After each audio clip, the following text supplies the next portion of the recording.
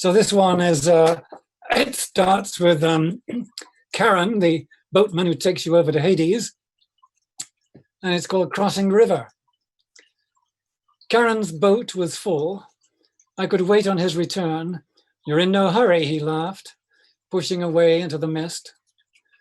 Alternatively, a smiling ruffian in a creaky coracle offered his ferry service. Shrugging, I gave him my oboe.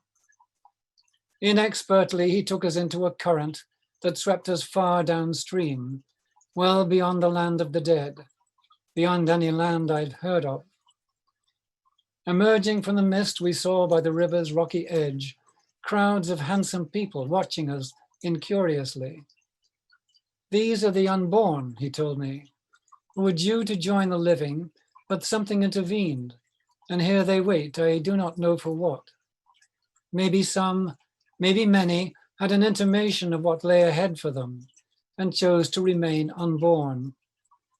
On this shore, they reach their ideal age, their peak of health and vigor. They are unnamed, unmemoried, unminded, but beautiful, unspoiled by life. This is the land of waking sleep, dreamless for them, so not quite sleep. Immortality broods over them, yet they remain untroubled in their silence. I mostly envy them and feel they daily have what I toiled for all my life and failed to find. We could disembark here if you wish, or I could struggle back upriver to Hades, where I'm also due myself. The end. Well, I want to just say some words about D.N. Simmers, who is no longer with us, and just put some loving energy out for a fallen member of our poetry community. Yeah. And I'm going to read Marathon in a Bubble, which was published in Aspirations Magazine for a New World Century, and we're going through those issues right now. So, Marathon in a Bubble. Living on this island is like being in one big high school yard, and I am the new kid with the hair lip or the gimp leg or the small size, the fat thighs, the lone black face, the lone white face, or the only something other race, or perhaps a perceived gender traitor in a sea of conformity, no less nor much more than standard issue, whitewash, blackout, brownout, yellow fever, someone else's family values, either or neither. This goes out to all of us and those with cleft palates, differently abled bodies, the outsider shade of face, a life or death very secret crush, unless you were the bullies, the haters, the snubbers, the head game players. Then this poem has too many vitamins for you. Go back to your Twinkies and TV Guide and to polishing your gun. After all, you're entitled to your fun, no matter how fast I have to learn to run.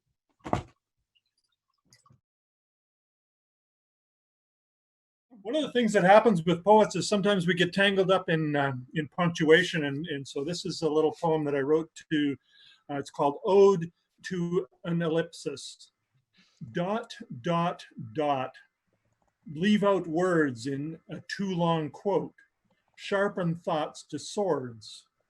Sometimes time is short, so we stop a stitch to save space, making the time taut. Somehow it's wrong to drop the words that someone put in place, dissing their thought. The world moves on. Dot, dot, dot. Sometimes the new ellipsis drops off the edge of thought, diving into an abyss. Somehow, the trailing impression of driving into the forest, of unruly, crooked thoughts, lost in a preoccupation, tracks in the sawdust. We have unfinished business here, a reminder that we need to come back and pick up the thread, come back to the track, to be continued, dot, dot, dot. I have a second short poem here as well. This is one of the things that's happening to me as I'm making a transition from a wilderness environment in northern Saskatchewan to an urban environment, and I'm finding it quite challenging. But occasionally I come across a piece of wildlife that really just sort of connects me or reconnects me. And this poem is called Northern Flicker. Diving, soaring, looping flight, white rump flashing, clear of your call, wake up, wake up, wake up, some say. The rattling chimney caps, drumming to mark your range, the gouged up dirt in the sidewalk crack, hungry for ants, long tongues slurping up the sweet, crunchy nuttiness. Strange to find my forest friend in the urban street. Now, rather than hawks prey though, speeding hulks on the road steal your urban life. The fetish and the totem. Fetish. He loves that word, fetish. Noun, excessive or irrational devotion to some activity. Noun, a charm believed to embody magical powers. Her fetish is from New Mexico. Santa Fe is her Mecca. She went alone, had long lived there in spirit. Auntie Flo's notes from the Southwest, colorful postcards called her. Her aunt died before this trip. Like Flo, she never married.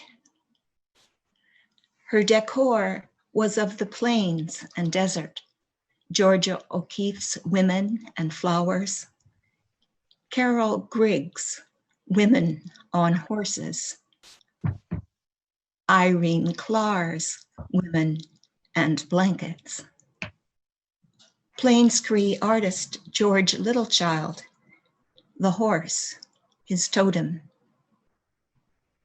30 galleries where her shrines, 120 for next time.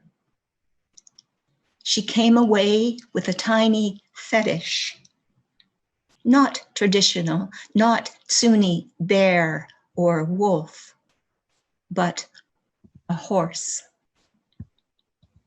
Horses, brought by the Spanish, adopted by plains and desert peoples.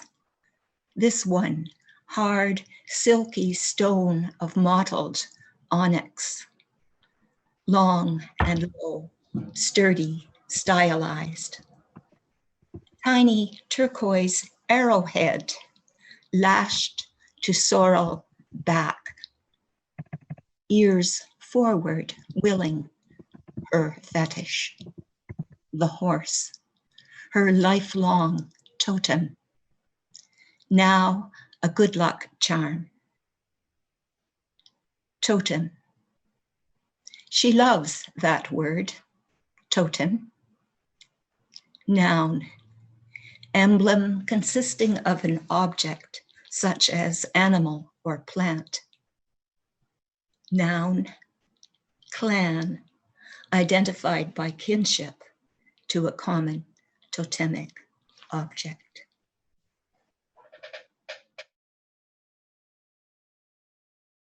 So this is Elipsis. The leaving behind of one's life as though it was but a casual acquaintance, a something overheard on entering the pub but never said again. As though I only have a fleeting moment to choose the perfection I want life to be, a pint of the best or a glass of dry white.